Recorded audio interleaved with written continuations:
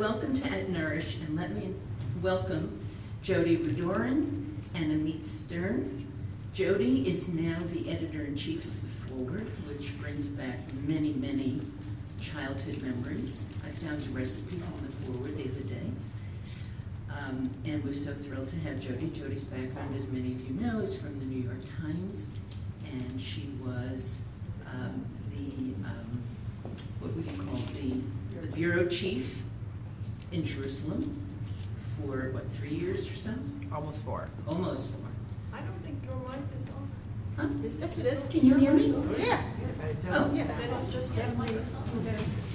And Amit Stern, I have to read his title because he is the senior community Shaliach at the Jewish Federation in MetroWest. And we have worked with some of the young people who have been with us as Shaliachs, working with our kids and giving them some sense of the larger Jewish community in Israel. And so I was asking Amit, and he supervises all of those young people, so that in itself is a chore, a challenge. So I was telling Amit and Jodi that 6 months ago, I saw them do a panel at Near to Meet. And in that moment, I said, okay, I want to get them over to Shomrei, and I'm wondering if Israel will be in the news. And so, fortunately, Israel is back in the news, or not so fortunately. And so we've invited Jodi and Amit to explain it to us. So I turn it over to you. Thank you. Thank you, Shirley, and thank you all for coming on a Saturday morning. I know it's a beautiful day out, and everyone has lots of choices about where to be, so we appreciate it. It's funny when, with your introduction about what I always say about my time in Jerusalem is I always say I was there for almost 4 years, or as we like to think about it, 2 Gaza wars and 2 Israeli elections. And it always seemed like a big deal that I covered 2 elections in less than 4 years. And now here we are in 2019 with 2 Israeli elections in 6 months, which has never happened before. And I guess I wanted to start there. I mean, what a crazy situation that someone could see a panel and be like, I'd like to do that again. Oh, we'll have to wait for the next election. And we wait, 5 minutes. So, I mean, what the heck? What is going on? Why, ma pitom, as they say, why is there 2 elections in 6 months? What happened? So, first of all, I'm really happy to be here, and thank you all for coming. It's a good question. I'll start by saying no one really knows how we really got to it. It's a combination of a lot of things that happened, and mostly the Israeli system, which is a bit weird. After an election, the first question I get in the community, and luckily or not so luckily, I already had 2 elections that people asked me. The first question was, okay, who won? And the answer is, in these 2 elections, no one knows. Unlike United States, we don't have a direct election. It's a parliamentary system and not a presidential one. So people vote for parties and not for a person.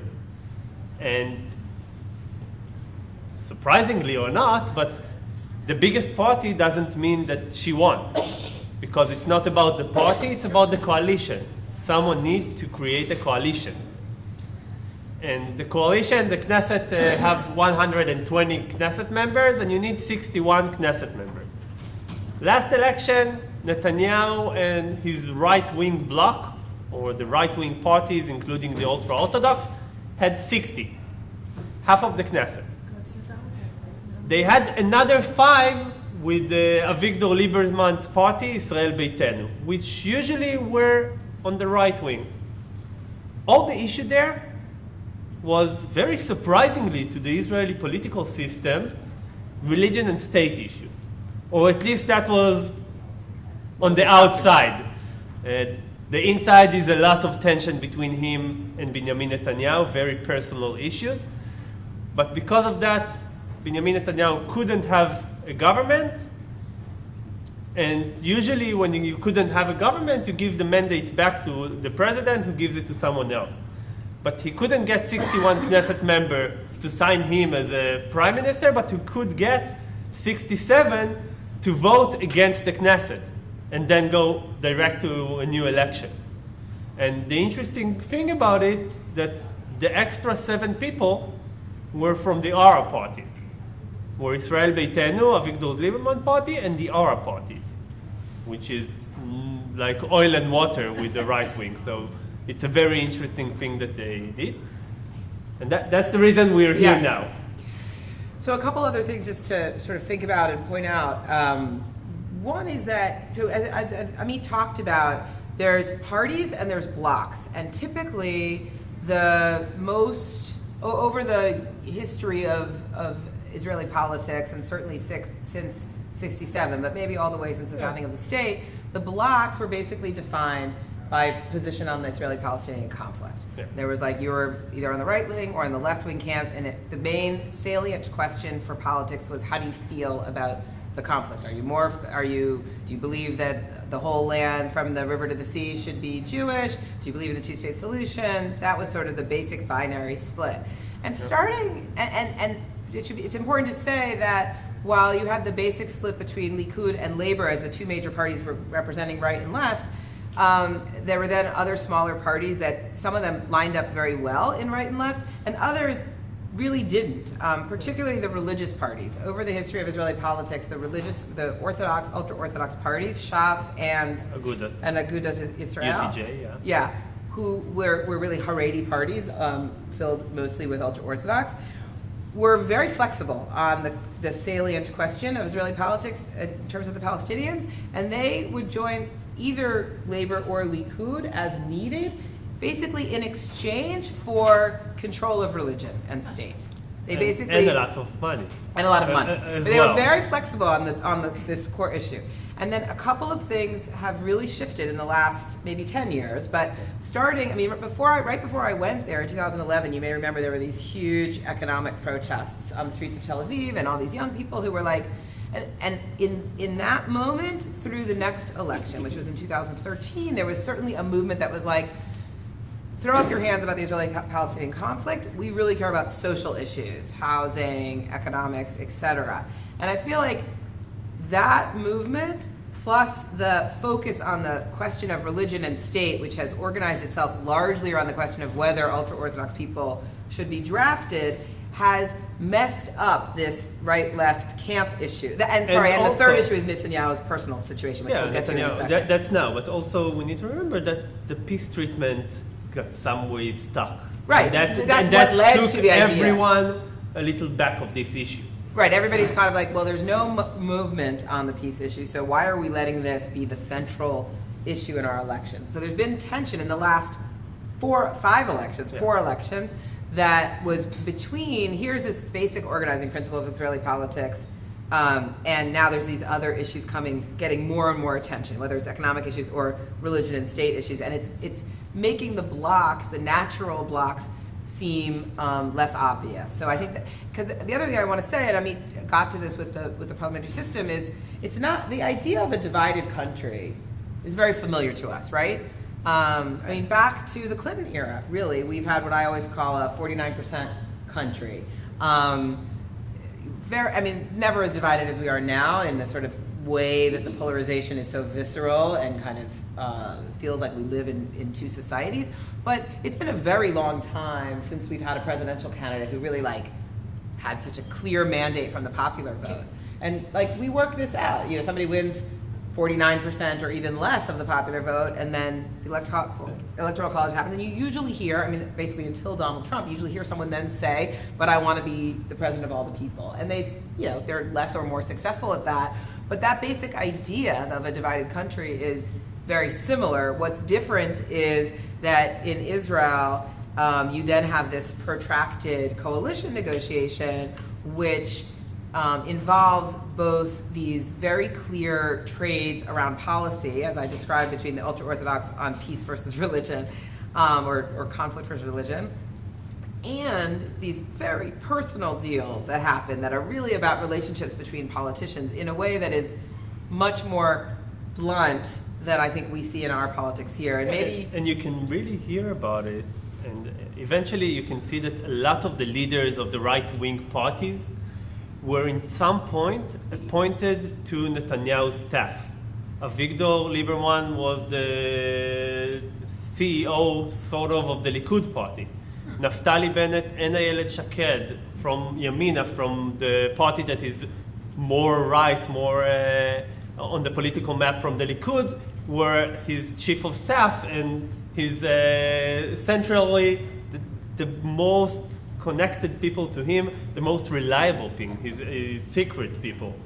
And at some point, And then and even beyond that. Kahlon and- So Moshe Kahlon was in the Likud, left the Likud, went back to the Likud, and then Moshe Ya'alon, who was the defense minister in Netanyahu's government, very senior in the Likud until 2015. Yeah, when he left the politics. government after Netanyahu offered Avigdor Lieberman from Israel Beitenu to be the Minister of Defense instead of him, and offered him to be the foreign minister, and he said, no, there's too much dirty politics, I feel Bibi is wrong. But now he is one of the four leaders of Kahol V'Lavan, Blue and White, the main opposition party to Likud. So Yeah. you have these former Likudniks all over the political map, and much of that, and I mean, I was going to ask you to maybe walk us through a little bit of the frenemy relationship between Lieberman and Netanyahu, which is, the New York Times had a great story about this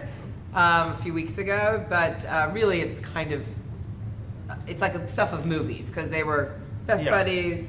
They were best buddies. Avigdor Lieberman established a new party that directed to the former Soviet Union Olim and tried to get this vote, and had a very strong party.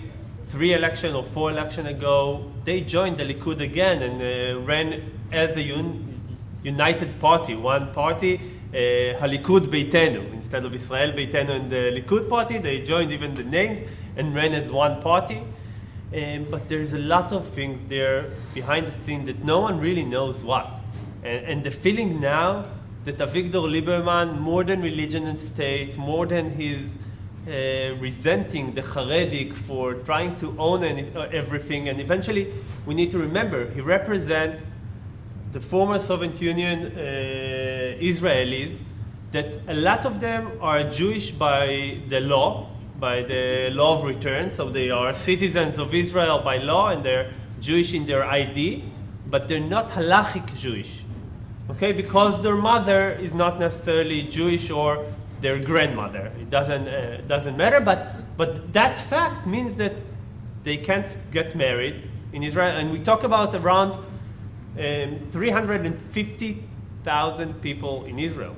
Okay, that's his block. So we have a reason to be against all the issues of the ultra-Orthodox control, all the religious issue in Israel. But that's much more than that. There is something there that he resents Bibi personally. He got some reason that no one knows, no one really knows what's there, for a vendetta.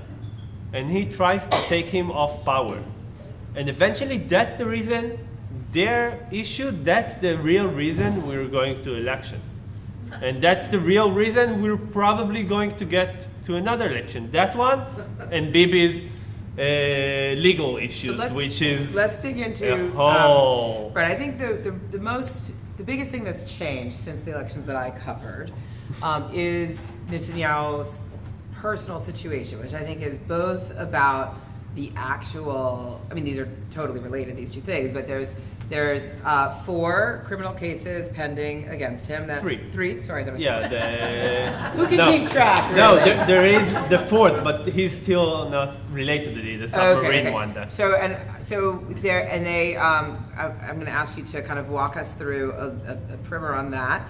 And I think partly because of that, and partly because he is also the longest serving prime minister in general, there's just a lot of Netanyahu fatigue, which, we've seen that play out in our own politics with other characters. And just to remind you, Netanyahu was prime minister first, elected in 1996, served 1 term. Not a fully term, even? Not even, what's a full term in Israel, right? And then in 99 was replaced. Yeah. He became the leader of the opposition after that, after a little while after that, and then he was returned to power in 2009 in a very close election, then he actually, in that election, also got one fewer seats than the Kadima party led by Tzipi Livni, but he was a much better political negotiator with his colleagues and managed to Again, form the a coalition. ultra-Orthodox were very much important. So now he's been in power for 10 years and many elections, and it's quite interesting to me that he really has benefited from the lack of a clear alternative through a lot of the last elections. He is not a super popular person with the public, although they routinely say in polls, we don't really like him, but we can't really imagine anyone else to be prime minister. And he is definitely not a popular person with the other parliament members and other ministers. He has many, many enemies, including all those people who used to be his top aides who have now gone to form other parties, and also including many people within Likud. So maybe you could start by walking us through a little bit of the criminal situation, the legal issues, and then we can talk a little bit more about why he has so much staying power anyway. So actually, he just started his hearing about the criminal case that is pending, and after the hearing, the head of the the legal advisor to the Knesset and the head of the prosecutor needs to decide if he's going to indict him or not. There's 3 cases standing. First one is an issue of bribery and gifts. He got a lot of gifts worth hundreds of thousands of dollars from billionaires. A couple of them, Packer and Milchen, which it sounds ridiculous, but it's cigars, pink champagne for him and his wife, really worth hundreds of thousands or millions of dollars. And the issue that he promote all kind of laws that will help those millionaires doing an aliyah or help their issues with the American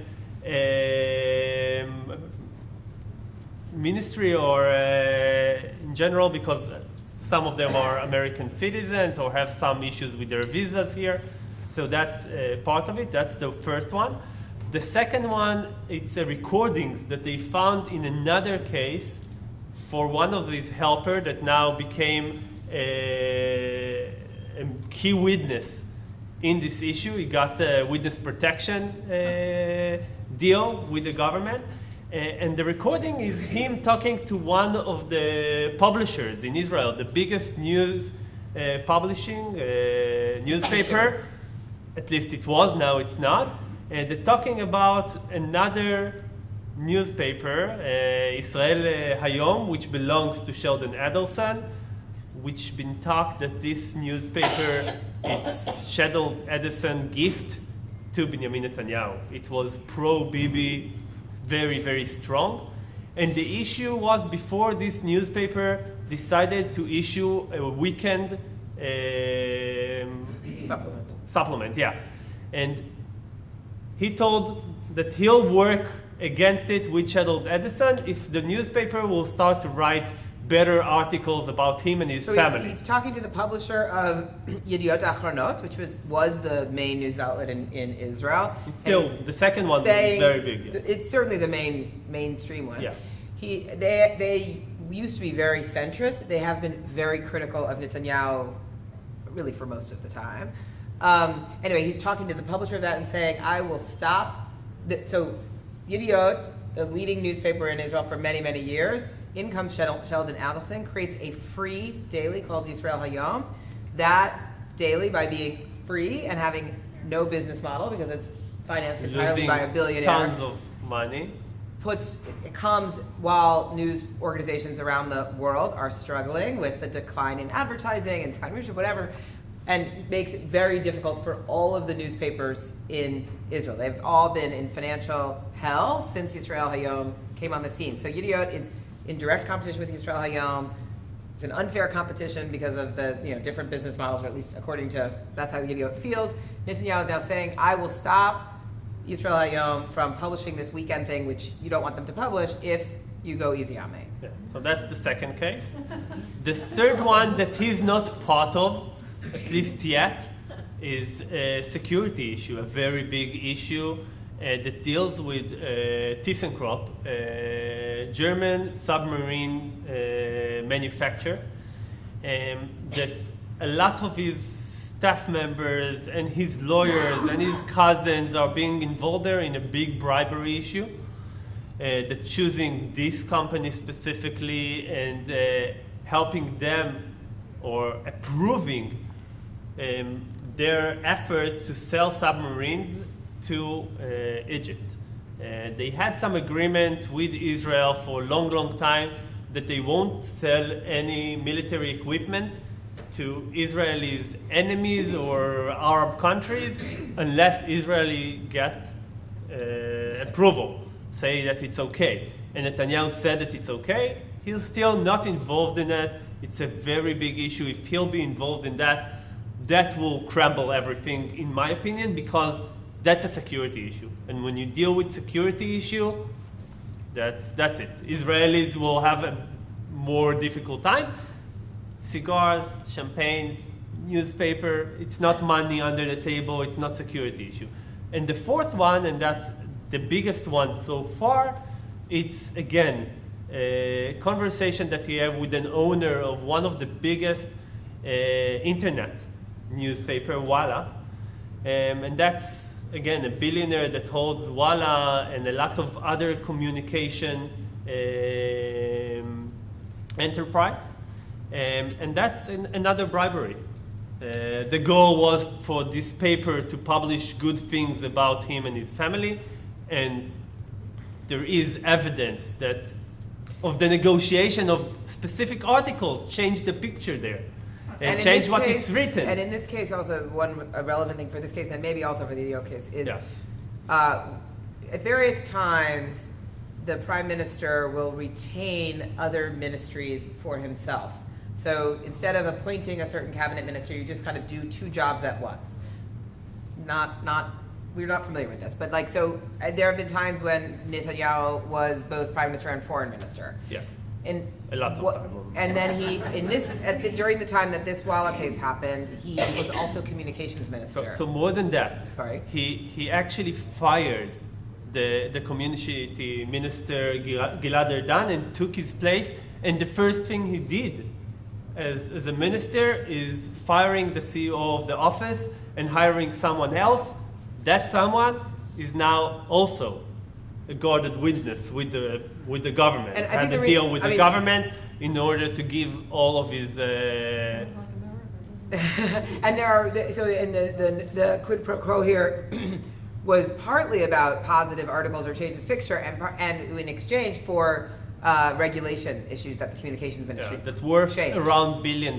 So that's what they say in other businesses, not in the Walla business, but of joining two telecom industries that he had. So, first of all, let's start with the issue of, we obviously have been quite engaged here in America with the question of whether the head of state can be indicted or not. And the Justice Department's ruling is that he cannot, and that the only way to take something like a criminal action against a sitting president is through the impeachment process. But in Israel, what is the situation in terms of whether a prime minister can be indicted or not? And how is that playing in out? Israel, let's start with a very weird law. It's not exactly a law, it's actually a Supreme Court ruling that if a minister is getting indicted, he needs to resign from being a minister. He can still be a Knesset member, he can't be a minister. This is not a theoretical case, this has happened several times. Yeah, it happened. Aryeh Deri, that's now back to the Knesset, back as a minister, was indicted, resigned, went into jail, get out of the jail, 7 years of kalon, of being unable to run for office, and came back. Avigdor Lieberman, the same. He was a foreign minister, got indicted, resigned as a foreign minister, cleared everything, and then came back. So a minister can't, but a prime minister, by the law, can still be prime minister if he's indicted. He can deal with his court issue and still be a prime minister unless he's getting convicted in the last appeal. Okay, so it's around 10 years possibility. Okay, that's the time limit. The issue is, again, and that's now the biggest issue. He's going to be indicted probably after the end of the hearing. It will take a couple of months, December, January. And then a lot of parties says, we won't sit, even if the law allows it, we won't sit with the prime minister that's being indicted. That's Kahol Lavan issue. Perhaps now. it might be a distraction. So, Amit, how is it that Benjamin Netanyahu, despite all of these pending cases and how much attention that is going on, and despite the fact that close to half of the people, really don't agree with his basic policies on the core issues, how is he still a viable politician at all? What is his staying power about? So first of all, his charisma. He is, and we can't avoid it, he's very charismatic. He knows how to play with the public emotion. The last couple of elections was about fear. And saying you'll vote for the left wing or the central, you lose the country. They'll go with the Arabs, they'll go back to Oslo, they'll have a peace with the Palestinians, give back all the territories, Iran in the north, Gaza in the south, which is also Iran. So playing all the fears. And people, that it triggers us. It triggers all of us. If we fear from something, we act accordingly. And a lot of people fear it. The fact that he was a prime minister for 10 years, and even though Israel's security is always an issue, it was quite quiet 10 years. We have to say, he didn't get into any big war, which is sometimes actually the criticism about it. That the fact that all the Gaza issue is still there because he's afraid to actually do something. But the fact it was minor issues in the last 10 years, and people feel more secure, economic is good, everything more or less is good, so they say, well, it's not that he's bad, and we don't trust anyone else to replace him because it can only get worse. We know that the possibilities, the bad possibilities. Right, so let's talk about the anyone else's. So in 2009, his main opponent was Tzipi Livni. She won more votes, but he managed to outflank her on the coalition. The ultra-Orthodox didn't want a woman in office, more or less. And then 2013, his sort of, Lapid was sort of an opposition leader. Not really. He was a television host who was a brand newcomer to politics, and nobody really thought he could be prime minister. It is important to say that from 2009 until now, no one in these elections, he got a lot more seats in the Knesset than any other party. From Lapid it was 10 seats more. Later afterwards from Bougie it was 6. So I want to stay focused. It's really important, but I just want to stay focused on the character because the other big component was the idea that nobody believed any of these guys could really be prime minister. Yeah. So there was Yair Lapid, who was a brand newcomer to politics from having been a television personality. Then there was Bougie or Isaac Herzog, who some of you familiar. He's the son of the first president of Israel, longtime Knesset member, seen as kind of a whim. Not as charismatic as Bibi. Right. He had some bloopers and things in his interviews before the election. We'll keep Bibi safe. That was part of his quote. And that was mostly the issue. And now we have Benny Gantz. No, we have Benny Gantz, Gabi Ashkenazi, Yaakov Boogie Ya'alon, and Yair Lapid. Right. So let's talk about both of the facts. I want to talk both. So what happened is for April, these 4 guys, 2 former military chiefs of staff, Gantz and Ashkenazi. 3. Ya'alon also, who I think of more as a former defense minister, but he was chief of staff before that. And then the 4th is this Yair Lapid, who is this very handsome, charismatic television personality who very much represents this secular Tel Aviv, let's stop worrying about Iran and the Palestinians and focus on housing prices kind of thing. And also very strong on getting media religion and state out of control. So those 4 guys come together, form this new party called Blue and White, and do a lot better than their predecessors. For So the first time, there was a tie between the two parties. Right. There was So tell us 35 seats for each. both about what you think about the idea of the four of them coming together, and then let's talk a little bit about Gantz. So first of all, and that's the biggest criticism about Kahol Lavan, this party, that it's a lot of people with not really a lot of common ground. It's a central party, but there is Boogie Alon, which is a Likud person, and his party, which have 3 other members that are right-wing, properly right-wing. They can lead the Likud with no one feeling it.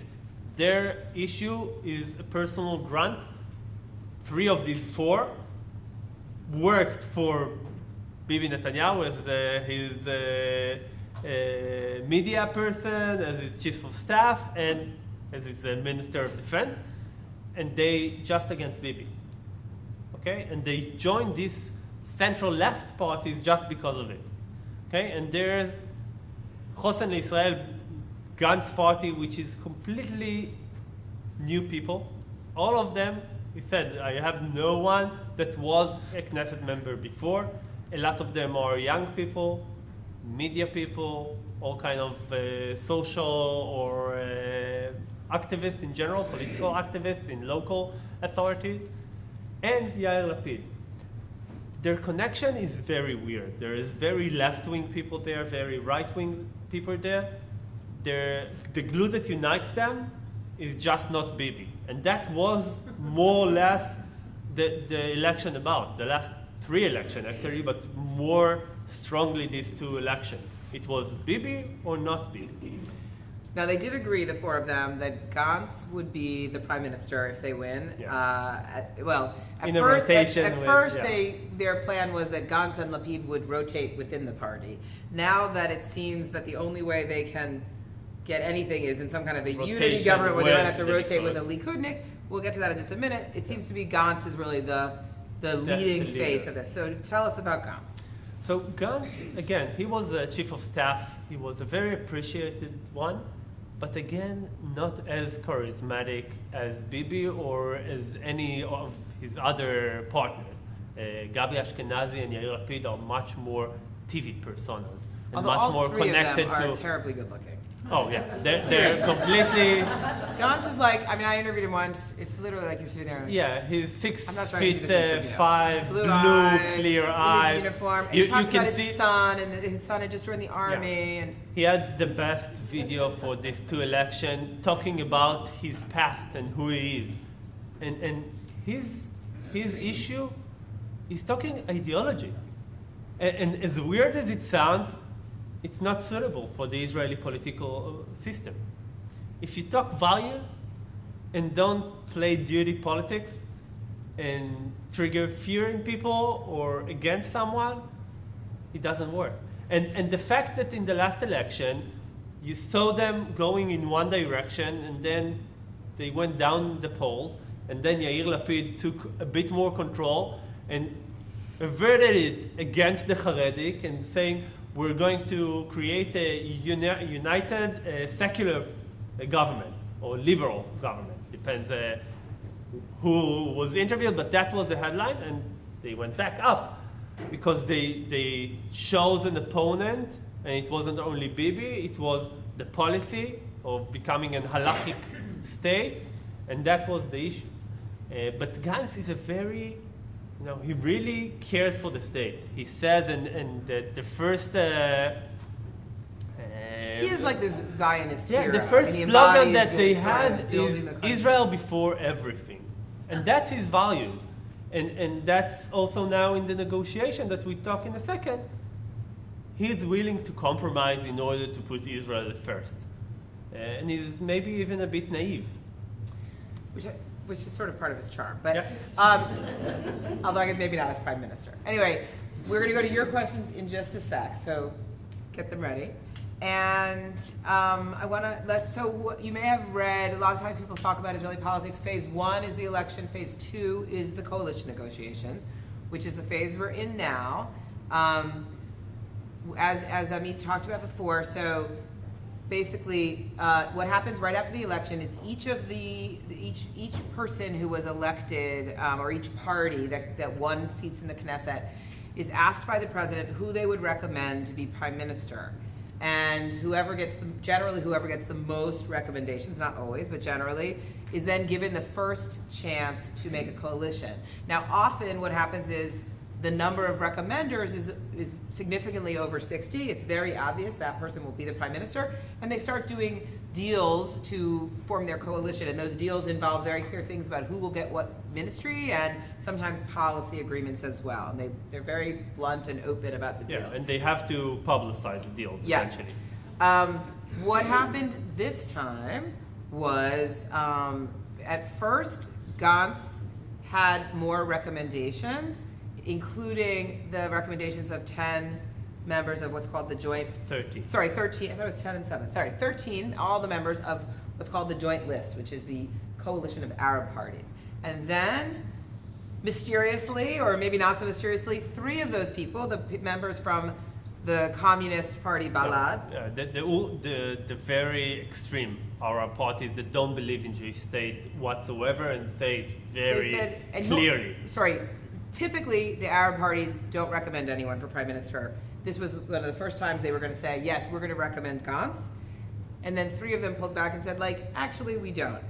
The mystery is whether that was what they wanted or whether Gantz actually came up with a new idea, or Gantz's people, which was, that 3 was the difference between Gantz having more recommends 57-55 versus 55-54.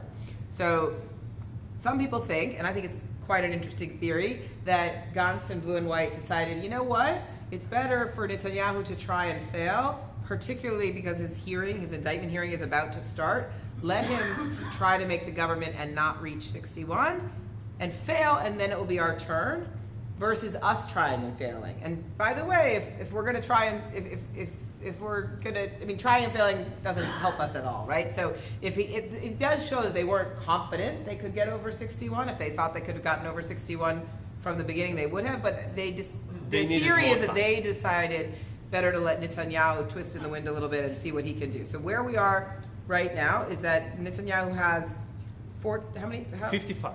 How much time does he have? He have 28 days. From 10 days ago. He already gone 10 days. And the theories were that he will give the mandate back to the president after a week, which clashed completely. And the fact that he's still negotiating. He's trying to do several things, or getting Lieberman into the government, or dissolving Kahol Lavan into the smaller parties, and ask them to convince them. If he got Yalon's people back, he would be over, right? No, it'd be 59. It's 59, yeah. So he still needs, it's really tricky. The problem that the president offered a great deal for both of them. He sat with Benjamin Netanyahu and with Benny Gantz together in a room and told them, okay, do a government 50-50. 50-50, the number of ministers, everything. And Netanyahu will start as a prime minister, and then when he'll be indicted, he'll go to a temporary outside of the system, still as a prime minister, and Benny Gantz will be his ממלא מקום, filling the place, yeah. Temporary. Placeholder. Okay, placeholder, yeah, temporary, but have all the authorities. So he'll have the title, but he'll have all the authorities. I just watched the rerun in the West Wing of after Zoe Garland gets kidnapped. So it's like that. I signed the 25th Amendment. I'm taking a break. Exactly. So it's something. My visceral opponent is coming in. But Gantz and Kahol Lavan said we're not doing it because eventually they don't trust Bibi. Well, they know that if he'll get power. To be prime minister, he'll find some trick, and there is a lot of tricks to get around it and stay in power. And also, maybe I'm naive, but also their fundamental promise in the campaign was we will not serve with an indicted prime minister.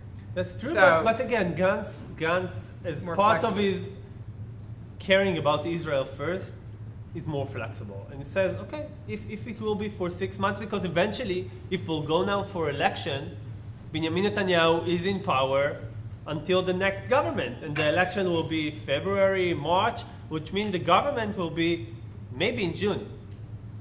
Okay, so he has now more or less a year in power if there's another election.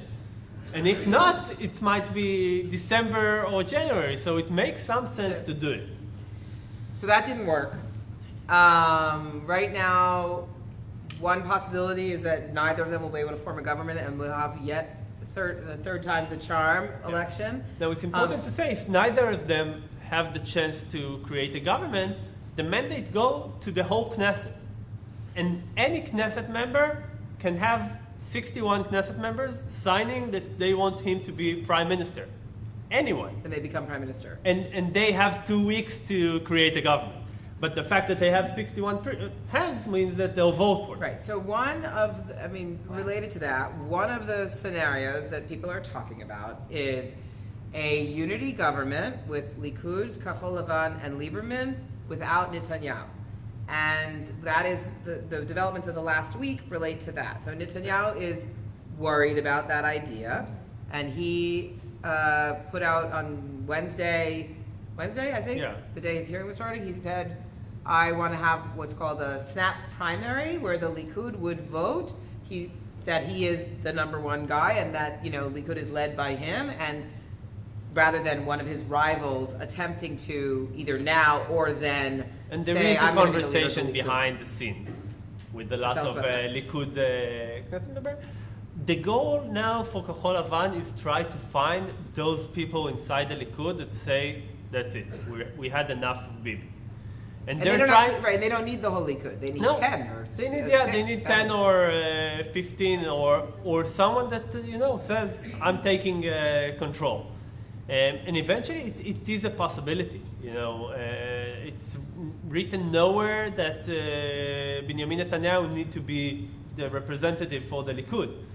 And that's the goal. And when It's Bibi, written only in there that the party had a primary and he came out number one on the list. he came out number one, but it doesn't mean. And now what he's trying to do is getting an approval in the center of the party, not the full primaries, but just the center, which is 500 people that voted by the big primaries to be the council of the Likud.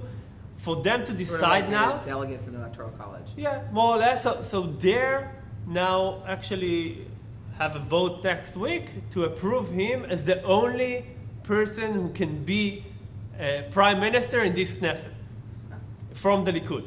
So trying to get it, because when he offered primaries, he expected none of his rivals to do anything. Because there is a common It would be seen idea as- that if someone is going to start a coup, then the voters will disloyal him, and next election he'll get kicked out. But after Netanyahu threw it to the air that he might do a primaries, 2 words in a Twitter post that someone tweeted, one of his biggest opponents in the Likud, Gidon Saar, just wrote on Twitter with no context to anything, 2 words, Ani Mukhan, I'm ready. That's it. Now, most of the jokes there that he texted it to his wife, but unfortunately accidentally did it on Twitter instead of SMS to his wife that he's ready and she can get down.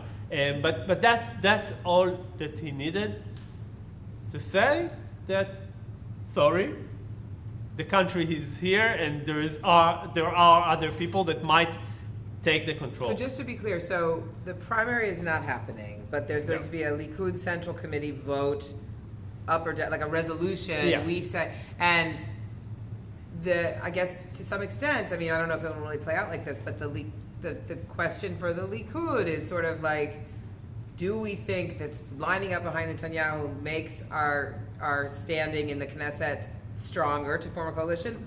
Or do we think that the only way to be part of the leadership, the government, is to throw him to the wind? Yeah, eventually, the Likud now need to have a decision if they care about Bibi or about the Likud in the country. Because if there will be another election, Bibi will take the fall for it. And my assumption, What do you and mean we by that? already, Bibi will be blamed. yeah, for he will be blamed 'cause for there's it for now the election reason. fatigue. Yeah, and people won't vote Likud. We saw a huge decrease from last election. Last election, they got 35 seats, and they joined another 4 seats of Kahlon, which means 39 seats. This election, 5 months after, they lost 7 seats. They have 32. And even more than that, the vote total Yeah. went up, and so their actual number of votes went down even more Exactly. significantly. So it's a huge issue. They lost a lot of votes, and next election they will certainly lose more.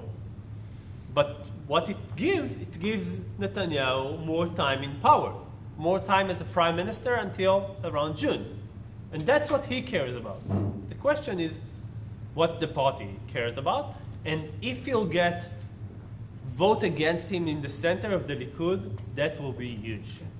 Okay, so apologies that this went on a little longer, but explaining what is going on there is getting more and more complicated. So I do want to open it up to your questions about the election, about anything else about Israel.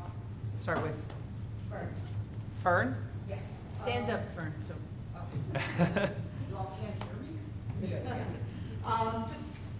Just really, I'm kind of curious, how has the Trump-Netanyahu friendship played out in Israel, and has it really influenced Great question. In the So the election question itself? in the is, election? Yeah. the question is, how has the closeness between Netanyahu and Trump played out in Israel? I think both. I think the question should be about in this election, but also, like I would say, in the feeling. Yeah. So I will start with this election. Last election, Trump was all in for Bibi. He had a couple of very big resolutions that support Bibi just before the election. Part of it is about the Ramat HaGolan and United States recognizing Ramat HaGolan, the Golan Heights, as part of Israel officially for the first time, and that was a big issue in the Israeli public. But in general, Trump really went with Bibi in the last term, moving the embassy to Jerusalem, a lot of resolutions, fighting for Israel in the UN with Nikki Haley, and now the new ambassador that I forgot her name, but really fighting. But the very interesting thing is after this election, when the votes were not so clear, Trump went and said that we're friends with Israel. And sort of throwing Bibi and saying, I'm going with ever there. Which was very interesting because last election after the last election, even though it was quite close, he went straight with Bibi and supported him. But the flip side, I think it's important to say too, that Netanyahu has played up very much in this campaign the closest with Trump. The feeling among Israelis is clearly that Trump is good for Israel, Israeli Jews, moving the embassy to Jerusalem, recognizing Jerusalem as the capital, declaring the Golan as annexed territory. You know, they named this town in the Golan for Trump. And so Bibi has been full on about Trump in his campaign. There are posters everywhere of the two of them together. Him as a big leader, meeting him, meeting Putin, meeting. Yeah, so from the, I would say from the Israeli popular perspective, I mean, certainly Netanyahu believes that Trump is a winning issue in Israeli popular culture, and I think he's right, completely. So Trump's support in Israel is much higher than in the United States. Much. You can take him. Thank you. Great. Next question. Yeah. So, as you peeled away all the layers of Israeli politics, onion, there's a lot of tears involved. Nice. It seems that the most significant potential for resolution sits with the Likud Center Committee. And you know, Sar, what other than the fear that anybody who bets against Bibi loses is keeping them behind Bibi as opposed to trying to save the party? That's a big issue, fear. Fear of their future political status. Eventually, Gideon Sar now gambled.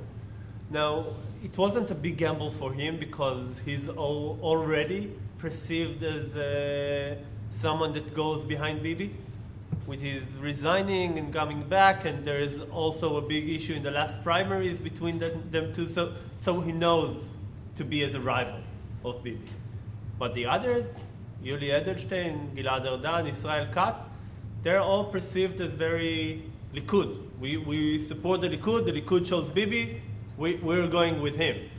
And it's not only fear, it's their prestige inside of the Likud. The Likud members who are voting eventually for them, they're the one voting in the primaries. You know. I think I would say two things about that. I mean, first of all, well, there is.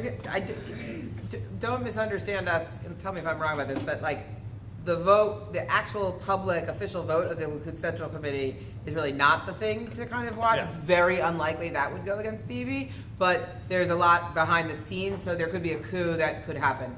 And what Netanyahu is trying to do with the public push is to, once they have that public endorsement, it's much harder for the guys behind the scenes to overthrow him.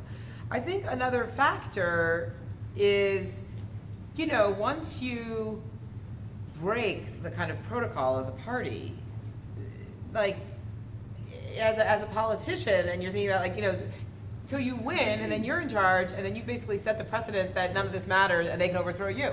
You know what I mean? Like, it's like the going against the order of things is a risky thing to do, because first of all, you often lose, and second of all, you sort of are creating a culture of disloyalty, a culture of every man for himself, a culture of, you know, and so I think there's like a general, you know, the way politics works, certainly there, but I think probably everywhere, is, you know, you kind of hitch your wagon to your leader, they give you things, in this case ministries, and there's a promise that, like, eventually you get the big prize. One of the things that's making that complicated is that he's overstaying his time, right? I mean, he's now, you know, been prime minister a really long time, and so I think the Gilad Erdans of the world feel like, get out, you know? But the way, I mean, this is like also playing out, by the way, in the Democratic primaries, right? Biden is like, here's Biden, other people are like, enough of you already. Now, we need to know and remember, the Likud eventually, the culture of the Likud is supporting the leader. The Likud in 72 years almost had 4 leaders. That's all. The Labour Party had 4 leaders in the last half an hour, more or less. Okay, that's the comparison. But that's what keeps them strong, and that's important to remember. What has Benny Bacon said on all of this? He said before the election that he's not voting Likud this time. Him and other former Likud members go out public. Him, Michael Eitan, Dan Meridor. We think they voted blue and white, yeah. Probably blue and white, but they didn't say who they are voting. They say they didn't vote Likud. You know, you say that Marty, Netanyahu stand may up. have overstayed. Marty, stand up so we can all hear you. I can't believe it's the first time people say they couldn't hear me. I want to hear more of you. You say that Netanyahu may have overstayed his time. It seems to me that if you look at what's going on in Israel, the economy is better than it's ever been. The shekel is terrific, solid. The per capita income is better than in many Western European countries. I've been to Israel more than 30 times. There was a time you went to Israel where you could not get your passport stamped at being Israel if you wanted to go on to the UAE or to Saudi Arabia. Forget about Trump and the standing in America. Israel's standing in the world is better than it has ever been in places like Saudi Arabia, where Israel was like verboten. Forgive me for the wrong metaphor, perhaps. You know, under Netanyahu, there have been amazing. So I think there are two achievements, and issues. I say mean, first of that- all, I don't think it's not, you know, Israel standing in the world. You know, Israel standing in Europe is much worse than it was. So I mean, there's you could debate that statement, but there is no doubt that Israel's economy is doing great. And as Amit said, that Netanyahu, you know, although more soldiers died in 2014 than had since Lebanon, in general, much, you know, he stopped suicide bombings. I mean, lots of good security things to his credit. Although, you know, Iran is sort of a mixed. There's a lot of issues. I think But I you think can. what I'm saying, I mean, no, obviously, lots of people don't think he's overstayed. What I'm saying is that, you know, he is the longest-serving prime minister in Israel's history. That in itself, obviously, means he's been around a long time, and you know, he had 2 chapters before that of public life. And I think my analysis about just his internal party and Knesset support. People are very afraid of him. His rivals and fellow politicians are very afraid of him. He has been a political genius at making deals across the Knesset. So they are very afraid of him, but there is not a lot of kind of deep love and admiration. There's a lot of fear. And you just see in polls that there is a sense of, even people who say, yes, the economy is strong, yes, we have stayed safe, like they're still tired of him. So there has been for a number of years a sense of, we don't love him, but we can't think of anyone else. Gantz has been the first character who people have started to say, like, yes, we can imagine him as prime minister. Yep. But there remains in the public polling like a mixed feeling of, we feel safe with Netanyahu, we think the economy is doing well, we think Israel's on the right track, and really we don't love that he's indicted. I mean, I think it is quite a thing for someone who's facing 3.5 criminal cases to keep winning elections or coming close. So that's, I think from a sort of objective political analysis, look at the polls, there is a little bit of a mystery here of how these things balance out. I think that the biggest issue is that, again, it's a long time, and when you get power for so long time, you start to do things that are abusing the power. And I think that's the issue in Israel mostly. The fact he started abusing the power, hitting the media, and he changed all the media to his favor or to very much just neutralized. Neutralized, yeah, but no, I think it went a bit too far. He started going against all the democratic institutions, against the Supreme Court, and against things like that. And a lot of people start to say, well, it's not him that changed all the issues with the Arab, it's the situation because of the Shia and the Sunni, and we just used it. It would happen if he was there or Benjamin Netanyahu, and he's abusing the power. That's the feeling of just too long. I think that's the issue again, but a lot of people, as I said before, it wasn't a bad 10 years. The economy, the security, everything seems to be okay.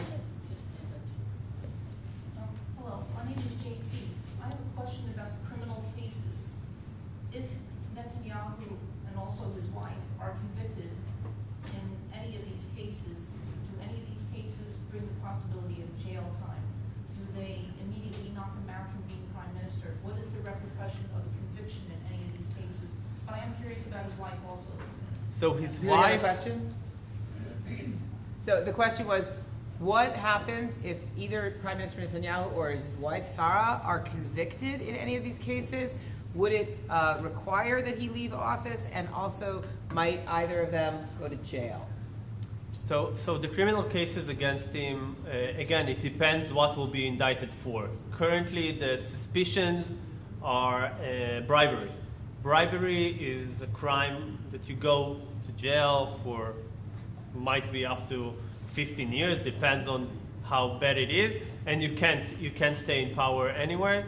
The other one is more of a complicated one, a breach of trust of the public. And that's, again, there is jail time, you can't stay in power.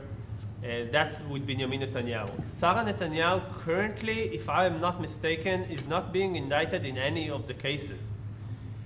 She have other case with gifts that just came into agreement with the government of a fine, no jail time.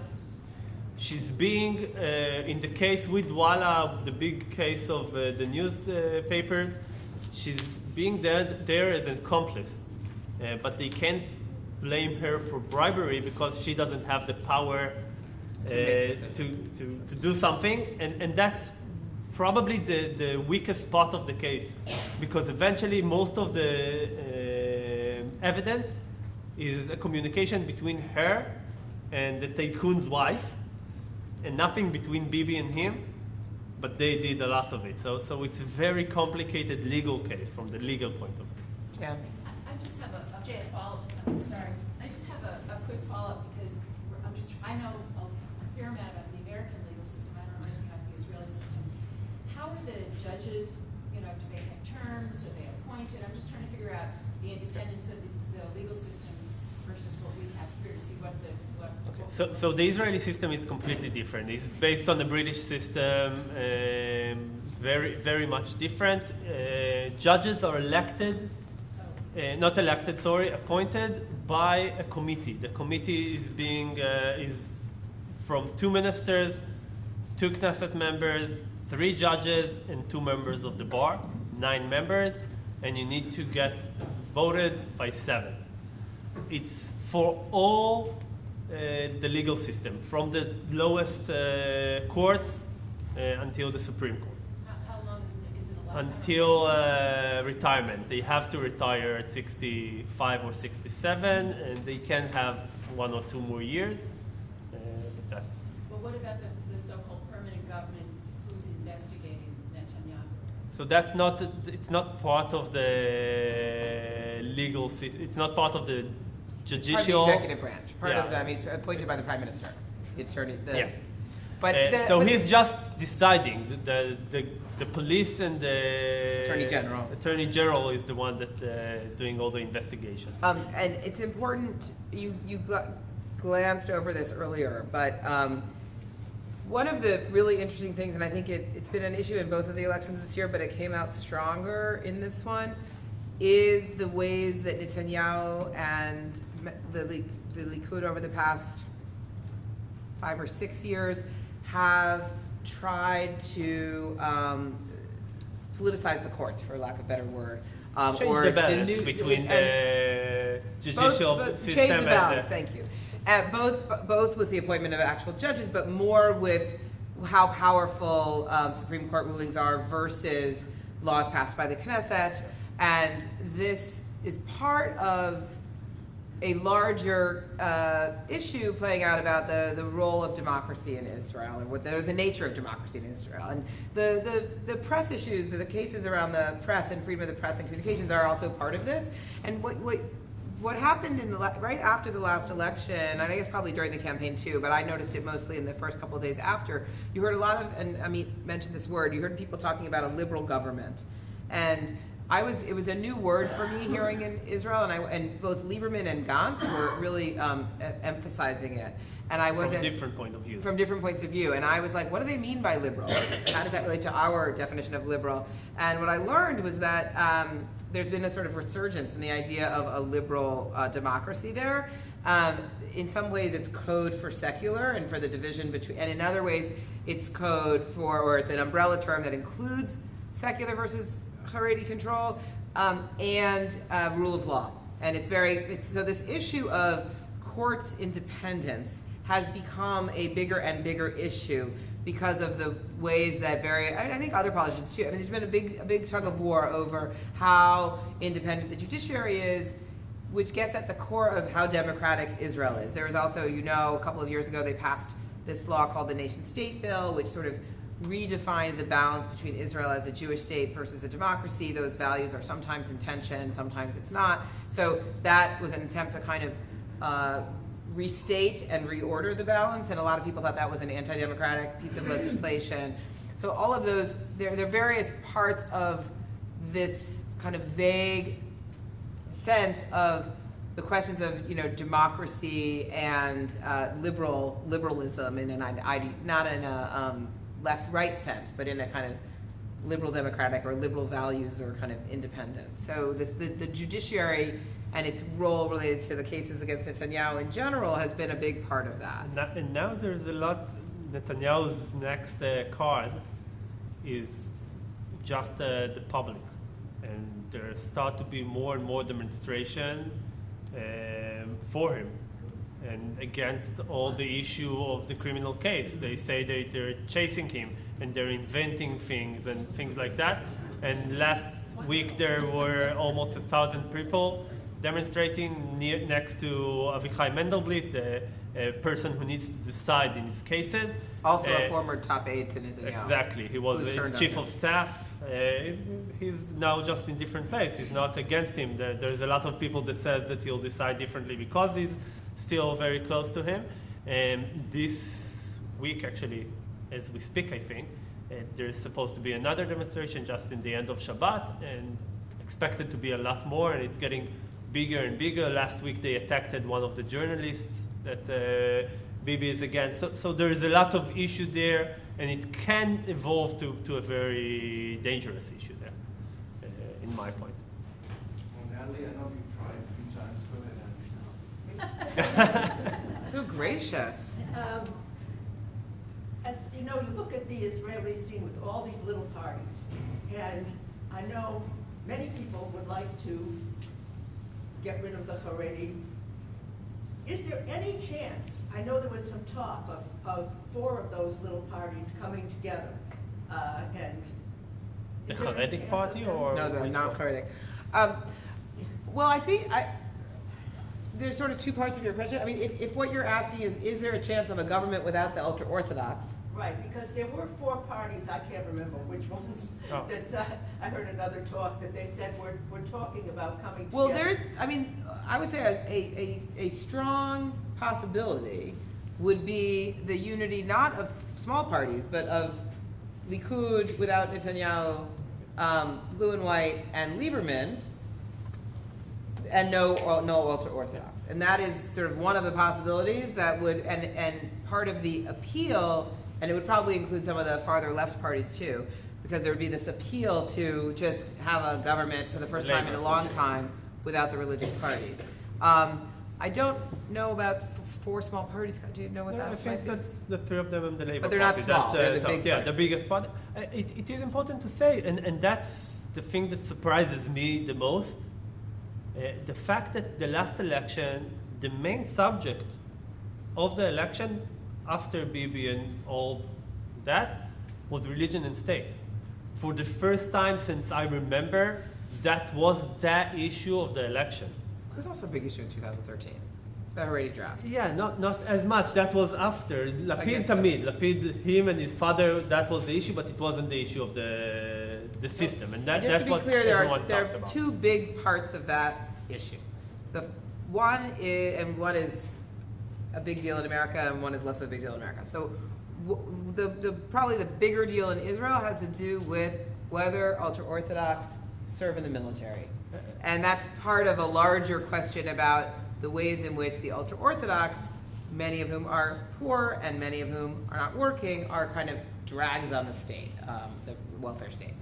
And then the second set of issues has to do with the control that the Rabbanut, which is controlled by the ultra-Orthodox, have over marriage, divorce, conversion. So for Yisrael Beitenu, conversion is a huge issue and marriage is a huge issue because of what Amit said earlier about the Jews from the former Soviet Union.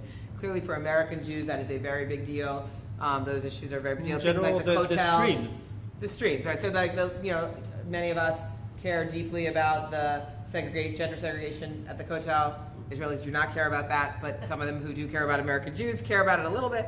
Anyway, but so those are the kind of multiple issues that relate to this question of what would a government without the ultra-Orthodox parties, how might that change the fabric of life in Israel and how much people care about it. Something like 1/3 of Israeli couples now don't get married because Don't get married through the Rabbanut.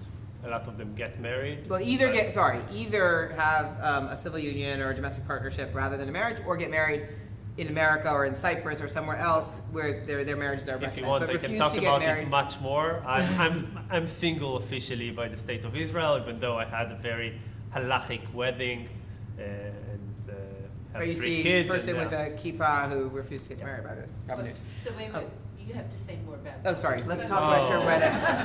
Where was your wedding, Amit? Wow. Who So, married so you? I'll say it as short as I can because it's really, we can have a talk about it for Over 2 kids. hours, definitely. But I got married with a good friend of mine that's a conservative rabbi.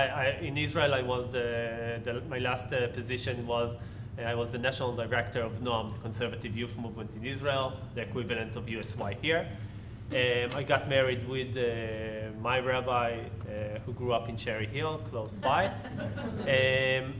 But because I did a conservative marriage in Israel and didn't register in the Rabbanut because they can't, they're not recognizing it, first of all, I'm still single.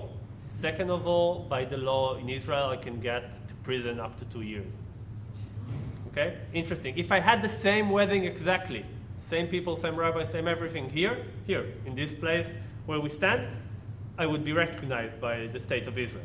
No. Okay, very interesting. Yes, I would. A whole other conversation.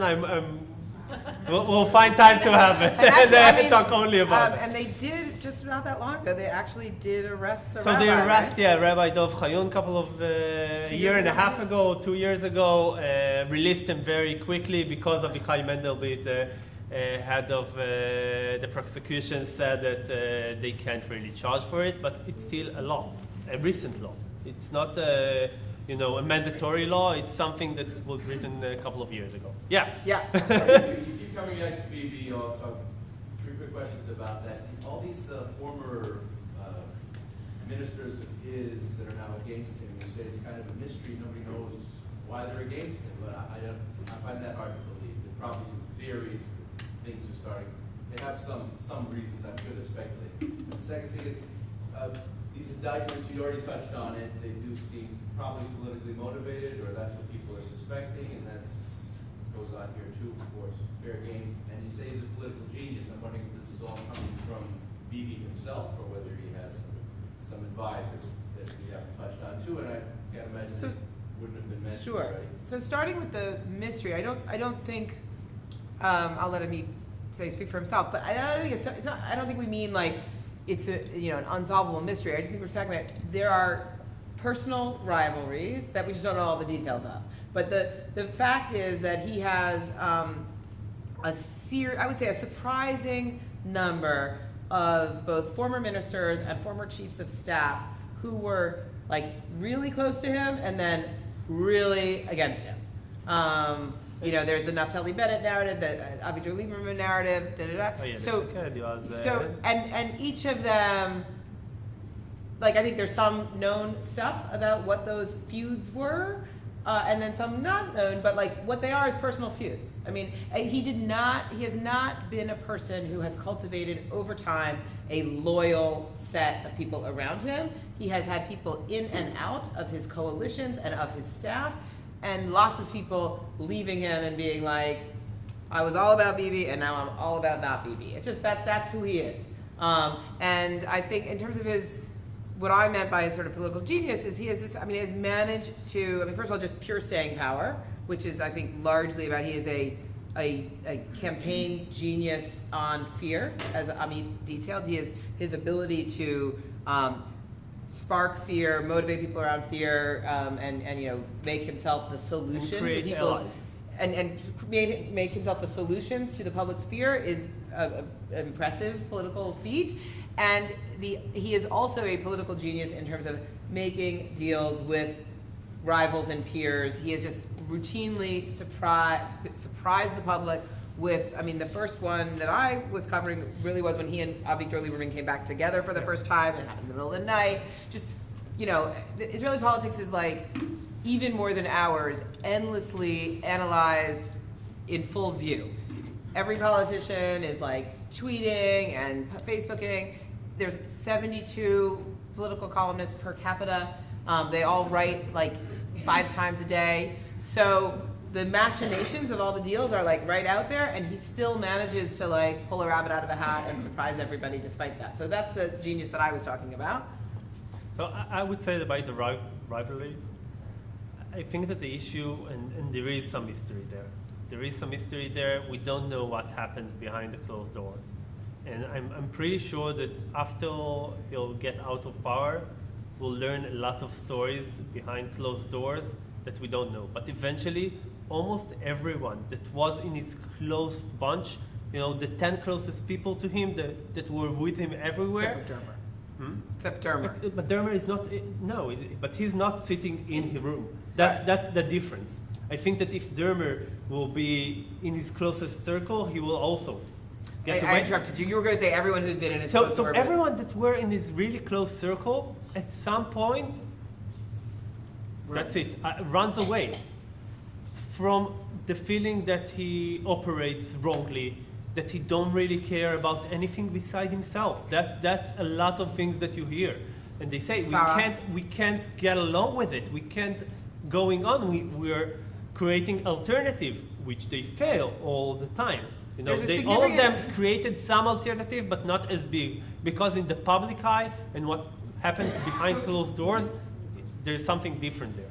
I would say one factor is, I don't know if this is still as potent as it was, but 5 years ago or so, some of those people said they couldn't stand the way that his wife Yeah, his wife and family is a big power. issue. She wields a lot of power, and that you would She sits think in that you close- were the closest advisor, and then you'd be undercut by the wife, and people said that was not Exactly. okay. And I she think we maybe have time sits in for the one last closed question. One final doors question? with the most Is it there? secret issues and still have a big opinion. A very unsatisfying answer, but thank you. So the last question I'm going to give to Dale, who made this happen, and then we're going to have to wrap up. Makes so many things happen.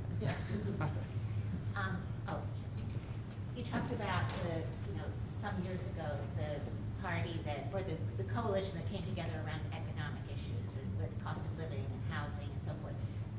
And I know the economy is booming, but is that still an issue for a lot of people struggling to pay for housing, pay for life in Israel? And is that still part of the political equation? So it's a huge issue still. The economy is booming, but the people don't feel it. The economy is booming, but the people who see it is actually the tycoons and the 10% or even 1% of people. Most people can't buy an apartment. I'm going to Israel next year. I'm looking at the prices and I don't know where I'm going to rent in it. It's really hard. The shopping, everything is really expensive. It shifted. If in last election, not the one in April, the one in September, the one in April, well, but the one before in 2015, Kahlon that talked about it got 10 seats in the Knesset, got 8% of the voters. Last election in April, he got 4 seats, now he's dissolved in the Likud. Because that wasn't the issue of the election. The issue of the election now is Bibi or not and religion and state. That was the latest issue, but it is a huge issue in the public opinion, and the economy is now not in a good state. So even Lapid's representation of that's not part of what his role No, is now no. in blue and white. And the other person who's been a big champion of that is this left-wing person, Stav Shafir, and she's Yeah, Stav Shafir, the Labour Falling Party. apart. You The can Labour see the Party, Labour no. Party. The Labour Party. Right. This election was all about that. They talked only about that. They got 6 seats. They're completely dissolving. And I have to say that the economy is not in a good stage.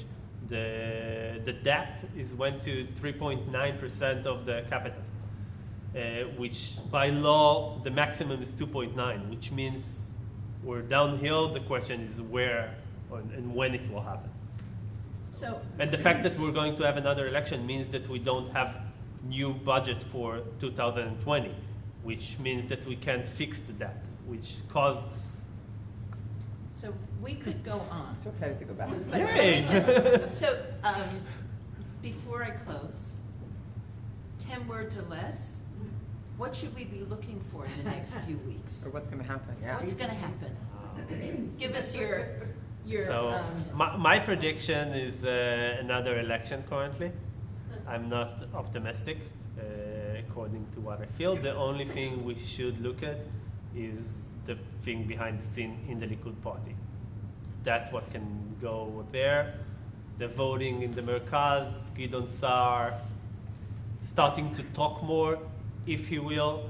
There's a lot of conversation behind the scene that we hear about, but don't know the details, and that's what could make the change.